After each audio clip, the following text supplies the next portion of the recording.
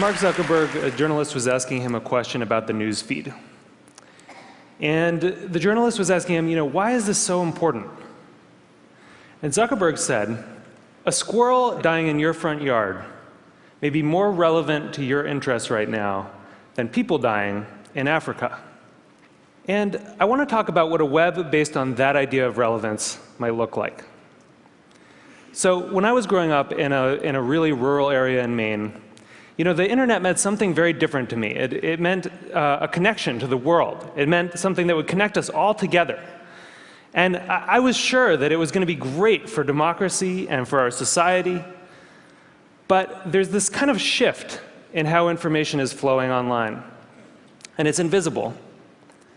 And if we don't pay attention to it, it could be a real problem.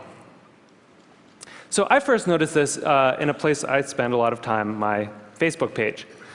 I'm progressive politically, big surprise, but I've always gone out of my way to meet conservatives. I like hearing what they're thinking about. I like seeing what they link to. I like learning a thing or two. And so I was kind of surprised when I noticed one day that the conservatives had disappeared from my Facebook feed.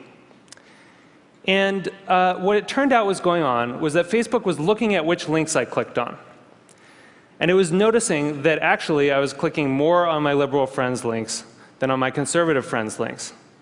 And without consulting me about it, it had edited them out. They disappeared. So Facebook isn't the only place that's doing this kind of invisible algorithmic editing of the web. Google's doing it too. If I search for something and you search for something, even right now at the very same time, we may get very different search results. Even if you're logged out, one engineer told me, there are 57 signals that Google looks at. Everything from what kind of computer you're on, to what kind of browser you're using, to where you're located, that it uses to personally tailor your query results. Think about it for a second. There is no standard Google anymore. And the funny thing about this is that it's hard to see. You can't see how different your search results are from anyone else's. But a couple of weeks ago, I asked a bunch of friends to Google Egypt and to send me screenshots of what they got. So here's my friend Scott's screenshot. And here's my friend Daniel's screenshot. When you put them side by side, you don't even have to read the links to see how different these two pages are. But when you do read the links, it's really quite remarkable. Daniel didn't get anything about the protests in Egypt at all in his first page of Google results. Scott's results were full of them. And this was the big story of the day at that time. That's how different these results are becoming. So it's not just Google and Facebook either. This is something that's sweeping the web. There are a whole host of companies that are doing this kind of personalization. Yahoo News, the biggest news site on the internet, is now personalized. Different people get different things.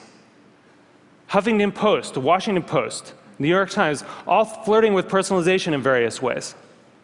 And where this moves us very quickly toward a world in which the internet is showing us what it thinks we want to see, but not necessarily what we need to see.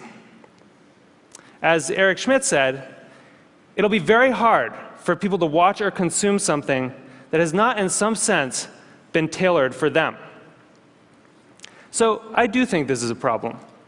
And I think if you take all of these filters together, if you take all of these algorithms, you get what I call a filter bubble. And your filter bubble is kind of your own personal, unique universe of information that you live in online. And what's in your filter bubble depends on who you are, and it depends on what you do. But the thing is that you don't decide what gets in.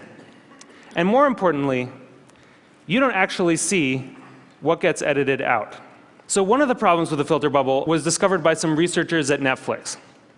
And they were looking at the Netflix queues, and they noticed something kind of funny that a lot of us probably have noticed, which is there are some movies that just sort of zip right up and out to our houses. They enter the queue, they just zip right out. So Iron Man zips right out, right? and waiting for Superman can wait for a really long time. What they discovered was that in our Netflix queues, there's kind of this epic struggle going on between our future aspirational selves and our more impulsive present selves. You know, we all want to be someone who has watched Rashomon. But right now, we want to watch Ace Ventura for the 4th time.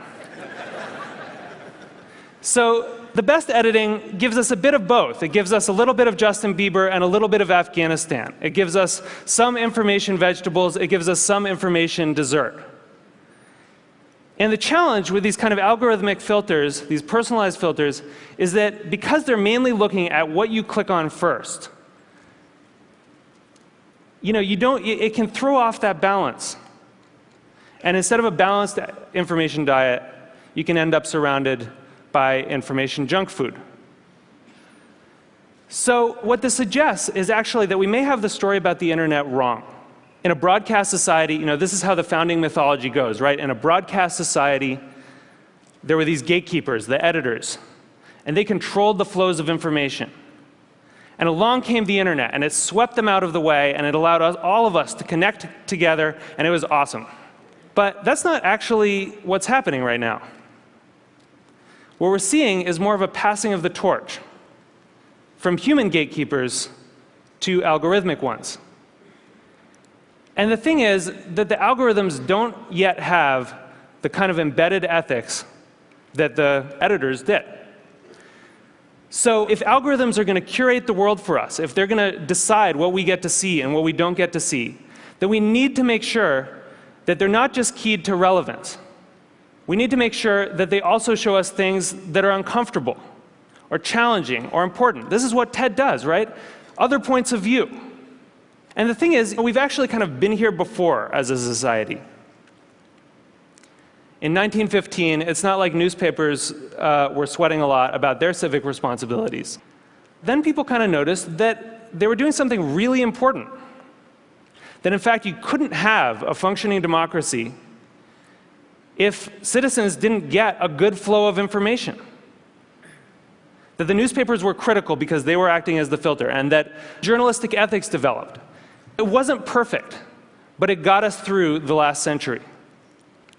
And so now, we're kind of back in 1915 on the web. And we need the new gatekeepers to encode that kind of responsibility into the code that they're writing. You know, I know there are a lot of people here from Facebook and from Google, Larry and Sergey, who, you know, people who have helped build the web as it is, and I'm grateful for that. But we really need you to make sure that these algorithms have encoded in them a sense of the public life, a sense of civic responsibility. We need you to make sure that they're transparent enough that we can see what the rules are that determine what gets through our filters. And we need you to give us some control so that we can decide what gets through and what doesn't. Because I think we really need the internet to be that thing that we all dreamed of it being. We need it to connect us all together. We need it to introduce us to new ideas and new people and different perspectives.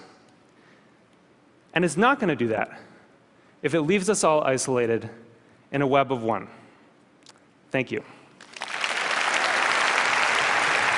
Thank you.